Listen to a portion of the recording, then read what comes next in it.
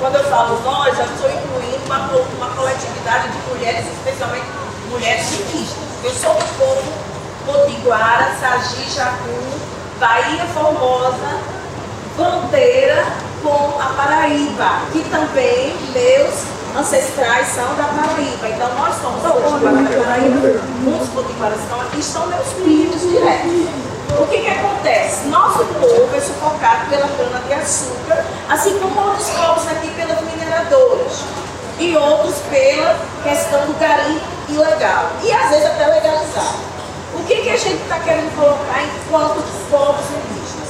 Enquanto esse termo que eu não acho suficiente, chamado sustentabilidade, porque não atende a nossa necessidade, que nós temos que fazer uma moção seríssima em relação ao fomento de cultura aos povos indígenas em ambientes vulneráveis e ambientes destruídos por essas empresas, até porque muitas delas, para não dizer todas, estão também na lei Rouanet enquanto patrocinadoras. E ao mesmo tempo nada tem sido feito contra elas. O que eles estão colocando lá? Uma multa que está lá no eixo 3, que hoje eu participei até uma hora da tarde, do eixo 3, que é para punir com 5% de multa. 5% não é nada para esse povo que ganha em dólar e euro. 5% de multa e a gente colocou hoje, acrescentou, porque a gente não podia mudar, porque as assembleias trouxeram para cá. Aí, passando por todos os perrengues, na hora que chega a coisa que está minimamente se equilibrando, aí a gente leva o rapaz fora. Então eu acho isso meio estranho. Meu nome é Karen Aguiar, eu sou batuqueira regente do Maracatu, Nação Leão Coroado. E como é ser regente do Leão Coroado? Uma pessoa jovem e uma história tão, né, uma das mais antigas, se não a mais antiga. O Leão é uma das nações mais antigas em atividades, né? Acho que uma coisa que define muito bem o que é ser batuqueira regente dessa nação é inesperado. Eu não tinha essa pretensão, não havia nenhum indicativo de que isso fosse acontecer, né? E foi uma coisa que aconteceu meio de repente, assim, né? Com os desígnios do destino, a gente pode dizer. Mas, para além disso, é função, né? Trabalho, é ralado. Eu tive que dedicar todo o meu tempo, praticamente, a reconstruir o Leão Coroado, burocraticamente, principalmente, né? E em estrutura também, né? Sede, acervo e tal. Então, desde que eu assumi esse lugar, eu fiz um acordo de dedicação exclusiva e quase que vitalício com essa nação. Então, é trabalho. E como é que foi esse percurso até você, desde o começo, essa é a sua história? Então, eu nasci dentro de uma tradição de cultura popular já, né? Meu avô pegou o Leão Coroado em 96 e eu nasci em 2000. Então, já tinha maracatu na minha casa quando eu nasci. Eu cresci aprendendo e brincando nesse terreiro. Eu passei por muitos lugares, né, dentro da nação antes de assumir a regência. Meu avô faleceu em 2018 e ele não deixou um discípulo apontado, né, para seguir e receber o título de mestre. Então, depois de algumas reformulações internas, né, a gente precisava de uma pessoa para reger o BAC que também tomasse conta da nação com responsabilidade, né? E aí era suposto que haveria essa pessoa que ia coordenar a nação enquanto instituição, né, enquanto associação, e a pessoa da liderança do BAC. E o presidente, né, que é uma terceira figura.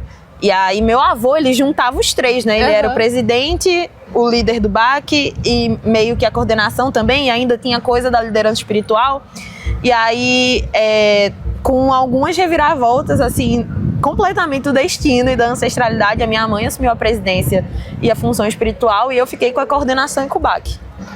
E assim, o maracatu a gente vê muito mais regentes homens, né? Mestres homens. Como é que é uma mulher à frente de tanta história? Olha, é novidade, muito entre aspas, né? Ter mulheres à frente do baque, porque a gente já tinha Dona Olga e Dona Mariú puxando o baque do Estrela de Igaraçu há muito tempo atrás, né? Que são as matriarcas do Estrela de Igaraçu. Mestra Joana foi titulada mestra do Encanto Tupina, não é tão recente mais, mas ela é a única mulher que ostenta esse título, né, de mestra de baque. Mas a gente tem muitas mulheres referências no maracatu, não nesse título de mestre, que é um título recente e que é direcionado mesmo aos caras, né, à frente do baque. E aí eu vejo que isso é... Quando as pessoas dizem, nossa, é muito novidade, eu fico, não, gente, eu conheço muitas mulheres referências de maracatu pra mim. Eu acho que a gente tá olhando pro lugar errado apenas quando a gente pensa nessa coisa, né, de... eu não vejo mulheres assumindo lideranças no maracatu, é porque você tá olhando errado, né? Os caras, eles têm esse título de mestre, carregam um apito, mas no geral a liderança dos maracatus são das rainhas. Dona Marivalda, Mãe Nádia, Mãe Elda, né? Dona Santa era... Dona Ivanize era, então assim, a gente tem várias mulheres à frente de maracatus, só que as pessoas têm esse olhar meio nichado pro baque, e aí perdem essa coisa de onde estão as mulheres, né? Não é só do baque que se faz maracatu, então minhas referências femininas no maracatu estão para além do baque. E aí, se você se sentir à vontade, essa questão do mestre, né? Tem muita gente que te olha como mestra, né? Pelo seu conhecimento, mas você tem um lugar de... Não, esse título ainda não me pertence ou não me pertence. Qual que é o seu pensamento em relação a isso? Olha, eu acho que depende de sob que perspectiva a gente está olhando para o termo mestre, né? Eu sou historiadora e eu tenho olhado isso com o olhar de historiador, né? O título de mestre, ele é recente na história do maracatu. Antigamente, a galera que estava à frente do baque chamava diretor de apito. É outra nomenclatura. E aí essa tendência de ter um mestre vem depois do Luís de França, né? Ele é o grande mestre, não sei o quê, não sei o quê. Porque ele meio que une todo esse poder, né, do leão coroado na figura dele depois que grandes rainhas saem, né? Ele não coroa mais ninguém e ele detém esse poder. Então, essa galera mais recente do maracatu, sei lá, dos 70 pra cá, né? Vão usar esse título de mestre nesse lugar de ser uma liderança política e de imagem e, né, esse lugar que a gente conhece os mestres da atualidade. Então, depende de que perspectiva eu olho para o título de mestre. Mestre também pode ser alguém que tem alguma coisa para ensinar e que você adotou como guia, né? Por exemplo, eu era discípula do meu mestre, porque eu escolhi meu mestre para me ensinar maracatu, entre outras coisas. Meu avô foi discípulo de Luís de França porque ele aceitou ser discípulo de Luís e aprender maracatu quando Luís quis ensinar para ele. E aí a gente pode olhar para o mestre nesse lugar, né, de ser uma pessoa que tem o que me ensinar, né, nessa completude de vida, mundo, sociedade, né, essa cosmovisão do que é ser uma pessoa. Meu mestre me ajudava a ser uma pessoa melhor, né, além de me ensinar maracatu. E a gente pode olhar para o mestre nesse lugar de qualquer pessoa com apito que está regindo um baque é um mestre. Eu, Karen, lido com o mestrado, né, nesse sentido da cultura popular, como sendo uma pessoa que detém um saber e que vai me ensinar, né? Eu sou discípula do meu mestre e eu ainda não posso, eu não gosto de ter esse título, porque eu acho que eu ainda tenho muito para aprender. Eu tenho vários discípulos? Tenho, né? Na nação tem muitas pessoas que me respeitam nesse lugar de eu estou aprendendo e sendo guiado por Karen, mas eu acho que é muito mais uma corrida conjunta, né? Minha e deles. Todos nós estamos tentando aprender juntos, né? E eu meio que tenho o dom de poder facilitar. Mas eu não me vejo nesse lugar do carreguei o apito. Eu naturalmente, por osmose, né? Por carregar o apito, sou mestra.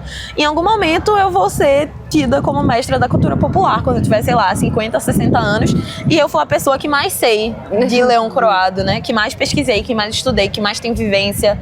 E aí as pessoas me terem nesse lugar, né? Dizer assim, não, eu sou discípulo de mestra Karen, porque ela me ajuda a ser uma pessoa melhor, massa. Eu acho que agora ainda não. Mas você não sente que já começou isso? Olha, é difícil, porque é isso, eu sou discípula do meu mestre, e o meu mestre me ensinou que para as pessoas serem mestres, elas precisam ter uma caminhada nesse lugar, né? É isso, não é só porque eu sei muito de Bach e eu vou ensinar as pessoas a tocarem e dançarem maracatu que eu tenho o conhecimento suficiente, né, para ser mestra.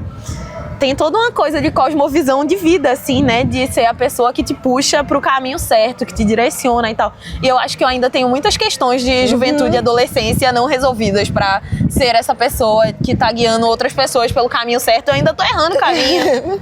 Uma coisa que eu queria te perguntar até é sobre isso, né? Porque o Leão, e aí você me corrija se eu estiver falando alguma coisa errada, ele é uma nação de muita tradição, né? De manter a cadência. Então é a que mais hoje... Posso estar errada, né? A que mais se manteve, né? A história, o jeito de tocar. Ou você acha que já mudou?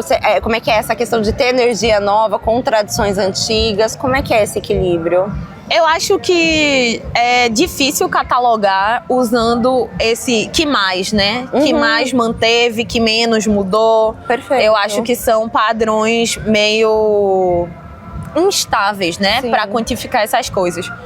Porque eu acho que cada nação tem que pensar e processar o que é tradição para ela, né? O que é na tradição no leão coroado, o que é tradição no elefante, o que é tradição no estrela. E eu acho que a gente não pode medir com as mesmas réguas todas as nações do maracatu. Porque apesar de sermos todos maracatu, cada maracatu vai se constituir ao redor de um conjunto de tradições. E aí coincide de a gente ter tradições semelhantes, mas não necessariamente precisamos ser iguais, né? Em sua fundação, os maracatus nação eram distintos, né? Eles são parecidos agora. Então, pra mim, quando eu peguei o leão coroado, eu admiti isso, né? Eu peguei o leão coroado para conservar as tradições e não deixar o leão coroado morrer. Mas o que é tradição de fato, né? O que eu entendo enquanto tradição constituinte dessa nação e não como machismo perpetuado, por exemplo, né? E aí eu acho que cabe muito essa reflexão de triar o que de fato é tradição e o que não é. Então, para mim, tradição é manter o repasse das tradições, dos ensinamentos, dos saberes, do jeito que sempre foi. Na oralidade, na vivência, no terreiro, né? Respeitar os griots e os anciãos. Isso para mim é tradição e eu acho essa tradição uma tradição constituinte. A espiritualidade é uma tradição constituinte, então eu não acho que a gente deva mexer nesse tipo de coisa se a gente continua com o saber de fazer, né? É diferente se a gente perde esse saber e precisa se adaptar. Mas, por exemplo, o leão coroado sempre, depois de Luís de França, concentrou o poder na mão de uma única pessoa, né? Luís de França, meu avô, eu e minha mãe, a gente opta por uma liderança mais horizontal. É uma novidade, é uma quebra nas tradições. Né? Mas eu acho que é uma novidade que é benéfica para a associação. Em 1800, ninguém tinha CNPJ. Agora, todo mundo precisa ter CNPJ para atuar. É uma quebra da tradição. E aí? Mas isso prejudica em quê na Constituição das Nações, né? O leão coroado tem uma tradição de estar sempre envolvido com atividades sociais. A gente faz religiosamente nosso Cosme e Damião todo ano. Deixar de fazer é uma quebra de tradição para mim, né? Então é isso, eu acho que a tradição ela precisa ser analisada sobre várias perspectivas para entender o que é tradição e o que não é. Só violência mascarada de tradição. Perfeito.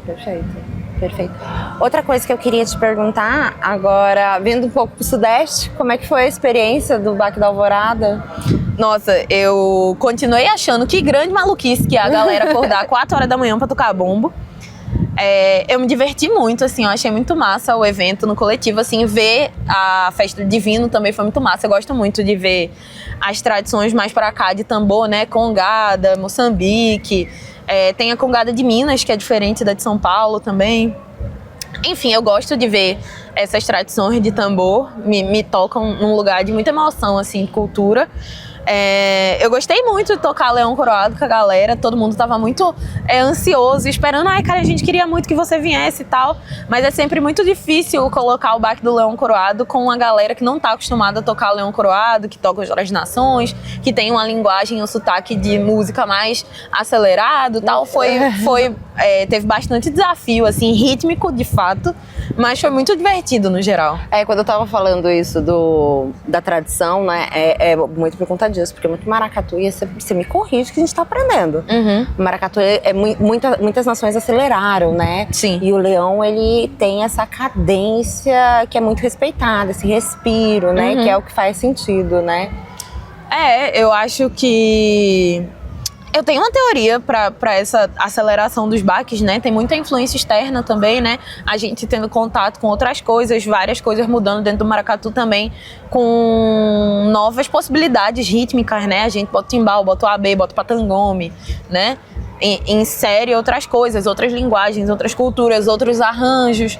Então, a tendência é que vai para frente, né? Igual nossa vida no capitalismo, tudo vai se acelerando. O leão coroado passou por algumas oscilações, né, no baque. Teve época que o leão tocou mais rápido, teve época que tocou mais devagar. Mas o que eu faço agora é o que o meu avô pediu pra mim e o que Luiz de França pediu pra ele, que é desacelerar e estabelecer o baque. Tem uma galera que toca leão coroado, que diz que tocou leão coroado muito das antigas e que não é o baque que a gente faz hoje. Mas eu não tenho como confirmar com uma pessoa que viveu até 1997, né? Eu não tenho essa... Aquela receita de bolo antiga, né? Pois não é igual, mas assim, a gente nunca vai saber porque não provou naquele... O leão coroado tem alguns registros audiovisuais dos anos 80, por aí, 70, 80, 90, e aponta para um baque diferente, e aí a explicação que eu tenho para isso é, nessa época, os batuqueiros que estavam tocando no leão coroado eram batuqueiros intercambiáveis de outras nações que já tinham mudado seu baque. Quando o Luiz passa o baque pro meu avô, ele diz, esse é o baque original do leão coroado, eu gostaria que você resgatasse. E aí a gente tem feito esse trabalho desde 97, né? Se o meu avô enfeitou isso aí, eu não tenho muito mais o que fazer. Mas assim, pra mim o que eu tô fazendo é o que eu aprendi na tradição do meu discipulado. E o que é maracatu pra você? Eu acho que eu nem consigo definir maracatu numa palavra assim, né? Numa frase curta, mas eu escrevi depois do carnaval, né? E foi um carnaval muito difícil esse ano. Nesse lugar de o leão coroado toma muito de mim, né? No bom e no ruim, o leão coroado toma muito de mim. E eu precisei ceder muito espaço da minha vida e de quem eu sou para fazer leão coroado. E assim, eu tô resignada com essa escolha. Eu fiz essa escolha com 18 anos, eu escolhi com as ferramentas que eu tinha e agora eu tô lidando com as consequências dessa escolha, né? E... é isso, é difícil às vezes, muito difícil às vezes, mas é muito bom também e é difícil, assim, é um trabalho duro. E aí depois eu escrevi que é isso, dizer eu te amo pro leão coroado nem se aplica mais, eu assinei um contrato de dedicação exclusiva com essa nação e o leão coroado me tem de um jeito que nenhuma outra coisa no mundo nem na vida vai poder ter, porque não tem espaço, é isso. O leão me tem de um jeito que nenhuma outra coisa poderá. Tipo, o maracatu pra mim é esse acordo, né? De doar tudo que eu tenho e tudo que eu posso pro leão coroado, às vezes até o que eu não posso, porque eu fiz uma escolha e eu tô honrando com essa escolha. Honrando, cuidando, zelando, aprendendo, todas essas coisas aí. E hoje tá aqui representando o leão. Sim, eu fui eleita delegada pelo Fórum de Pernambuco, né, na cota de juventude. Eu estava trabalhando com o GT de patrimônio imaterial, né, também. E sim, a gente vem inscrito pelos pontos de cultura, né, pelo Maracatu Leão Coroado. Mas é isso, eu tenho esse trabalho com salvaguarda da cultura popular no geral, né, para além do trabalho que eu faço com o Leão Coroado. Eu tenho usado da ferramenta, da tecnologia do audiovisual, pensando na salvaguarda, né, dos brinquedos de cultura popular. Até agora eu só consigo fazer do leão coroado, mas o plano é estabelecer isso em maior escala, com outros mestres, outras nações, depois com outros brinquedos. Porque eu entendo o audiovisual como uma ferramenta aliadíssima, né, nesse processo de salvaguarda, que no geral o dossiê do IFAM não dá conta, né? Não. Eu acho que o audiovisual dá conta de boa parte disso, que um livro também apenas não dá conta, Então é isso, eu vejo o audiovisual como essa ferramenta da salvaguarda e eu acho que é importante a gente estar nesses lugares com outras linguagens de cultura, né, com outros meios de produção, outras cadeias, para pensar essa salvaguarda de uma forma coletiva, porque nem sempre, e na maioria das vezes, o MINC e suas instituições dão conta de fazer essa salvaguarda de modo efetivo, né? Tem o plano de salvaguarda do maracatu, tem o plano de salvaguarda do frevo, não sei o que, mas às vezes a gente precisa de salvaguarda para as coisas que a gente faz no dia a dia que o MINC e o IFAM não conseguem ver, né? Então eu acho que os próprios brincantes e detentores podem atuar nessa salvaguarda, fazendo esse registro audiovisual que, se você consegue viabilizar um equipamento, ok, em um lugar para manter esse acervo, é muita coisa, né? Então é isso, uma câmera, um tripé e um drive, né? Pensando nisso de uma forma de baratear, né? De tornar acessível e tal. Imagina se o MINC abre um servidor para coletar registro das manifestações de cultura popular autogeridas. Maravilhoso. Imagina, só imagina se o MINC abre um site assim. É um Facebook da cultura popular. Bota aí as fotos e vídeos de vocês, contanto que vocês tenham catalogado essas imagens. Incrível! Nossa, eu acabei de ter uma grande ideia, né? Muito! E aí, você tá no meio de um monte de gente. Aí, MINC, me contrata. E é isso, né? Dá pra fazer com o celular. Hoje em dia, eu entendo que, sei lá, 1950 era complicado, mas hoje em dia, todo mundo tem um celular na mão. Sim. E aí, a gente tem esse trampo nos dois lados, né? Tanto em capacitar a galera que tá dentro das manifestações, quanto a gente disponibilizar pessoal pra ir fazer esse trampo lá, né? De tipo assim, vai ter a festa do Divino. Sim. Vou separar 5 pessoas, 5 profissionais do audiovisual com câmera na mão pra fazer o registro dessa festa. Nossa, maravilhoso, sabe? Maravilhoso. E não é uma coisa que é... Quando a gente pensa em logística, né? Qual seria a logística? A hospedagem, a alimentação, o equipamento e garantir que a pessoa pudesse ficar lá 5 dias recebendo pelo trabalho dela. Tipo assim, né? Sim. Nossa, perdi a linha agora da reportagem, ferrou. A cabeça já tá meu. A gente vai continuar conversando. É uma ótima ideia. A gente da TV Cidade é uma TV comunitária e assim, a ideia tá muito alinhada e eu perdi toda a linha da reportagem. Depois o editor que se vire pra fazer isso. Sensacional, eu amei, eu vou ficar pensando sobre isso agora. É isso, vamos juntar. Quem que a gente precisa fazer essa galera? A gente precisa de um cara do TI pra construir o servidor. A gente precisa de alguém pra financiar o servidor, né, que é caro. Sim. A gente precisa da galera disposta a compartilhar os registros. Que tem muita gente o pessoal faz isso direto nas redes sociais. E gente pra coordenar, né? Tipo assim, a gente precisa de um mapeamento. Sim. Aí a gente mapeia. E fica até mais fácil pra mapear. Entra em contato com as pessoas e pergunta assim, quem que tem registro? Quem não tem? Aí separa, pega o registro de quem tem, upa no negócio. Quem não tem, a gente faz uma grande planilha e diz assim, eu posso registrar tal dia. Perfeito, fechou. E o que você espera aqui? Voltando agora, depois de... A gente perdeu um voo. O que você espera, assim, nesses próximos dias aqui no evento? Olha, juntar uma galera da cultura popular é sempre muito massa. Ontem eu compartilhei isso, né, no Instagram, falando que é muito bonito ver que quando a gente se reúne, sempre vira festa, né? Sempre com muita música, porque a galera da cultura popular tá sempre celebrando a resistência, né, e a existência, e isso me toca profundamente.